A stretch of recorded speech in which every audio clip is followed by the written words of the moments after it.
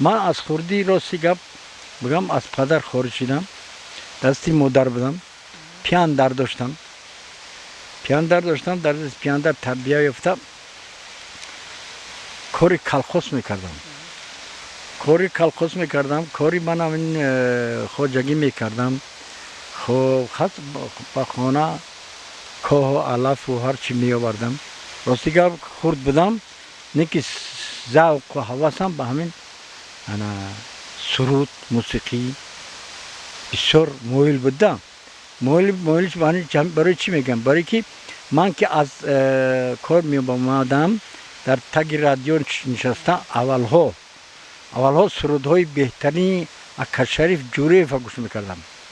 نمیدین سرودهای خوب داشت و سرودهای او را جا کرده در همه دل سرودی او را جا کردم. اخیر همین صنعت در دل من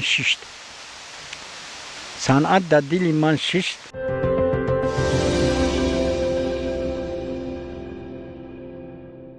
در تین دنگر کار میکنم، همچون با اول راست بگم با وظیفه همچون آرتیست نیو، همچون شوفیر کار میکنم.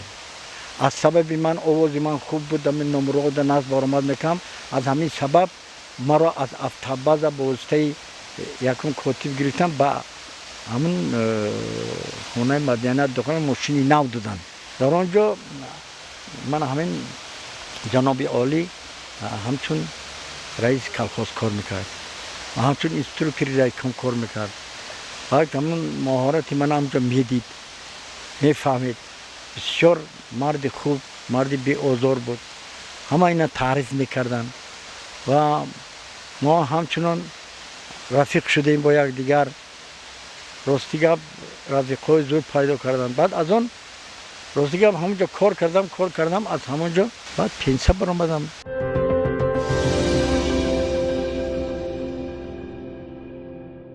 اوچت بگو دیگه مرا بچه نگه فربیه که ترسقه که سقچه نگه.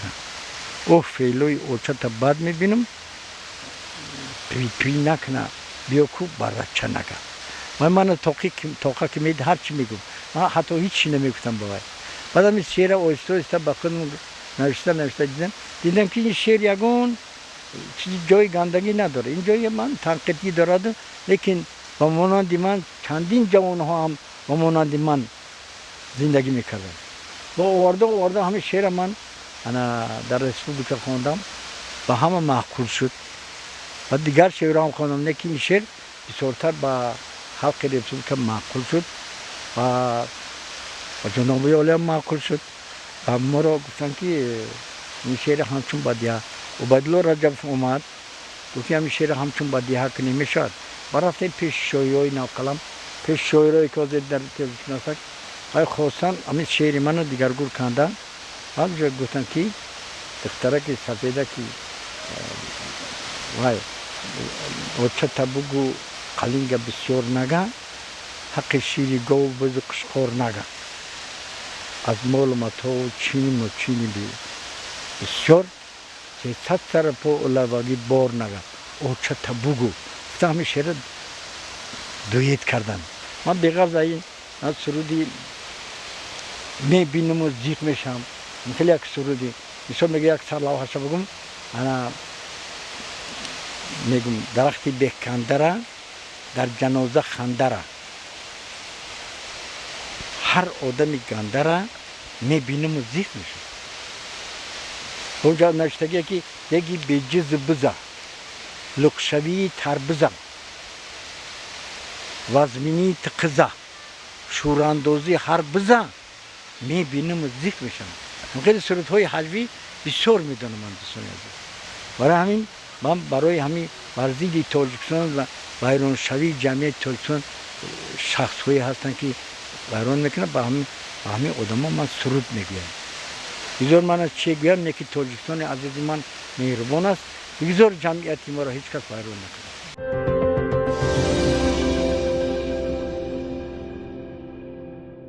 هر یک تاجیک باشد، تاجیک که اصلی باشد، ریپ هم در کار است. هر که جوان ها میبینه که جوان ها نیست دوست میدونه ریپ ها. و چی میگه من نمیفهمم، چون که ریپ این از آن ما نیست. این سرودی ما نیست. سرودی ما مثال شش مقام، سرودی ما مثال میگیریم من شعرهای سرودی ما من مثال میگیریم ملت ما. باز یک سرود تیار کردم، یک سرودی حجوی امای ما خسروای، ما به نزدیکی او را برای شما میگم.